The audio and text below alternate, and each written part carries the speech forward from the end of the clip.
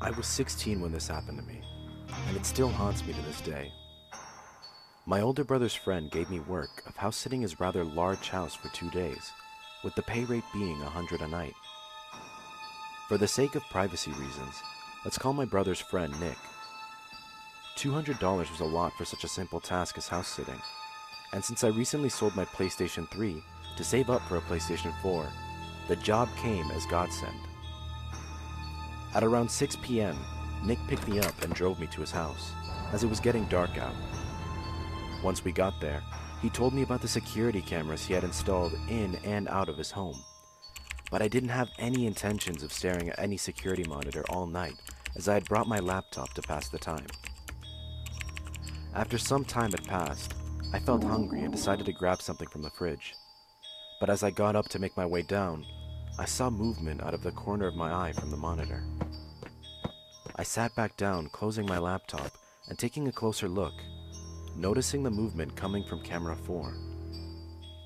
Upon closer inspection, I noticed that it was a silhouette of what appeared to be a man standing outside the house. Within seconds of glancing away from the monitor, the man was gone.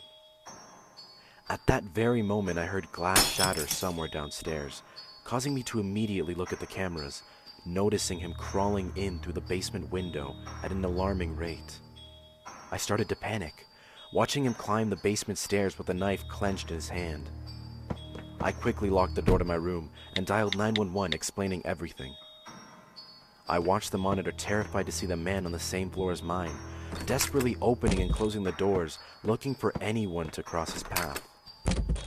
I pressed my ear against the door, straining to hear his now slowed footsteps approach my door as he attempted to open it. Realizing I was in there, he began to shout and pound on the door aggressively, frightening me to the very core. As I sat there shaking, I heard sirens in the distance, steadily getting louder and louder. My fear quickly disappeared as I heard the man run towards the stairs, attempting to escape his fate, when I heard the front door slam open, accompanied by somebody yelling, "Police, put your hands in the air!" Moments later, I walked downstairs and saw the intruder in a pair of handcuffs being escorted to the police cruiser. I thanked one of the officers and called Nick, explaining everything to him. After about 20 minutes, he picked me up and took me home. But I got no sleep that night.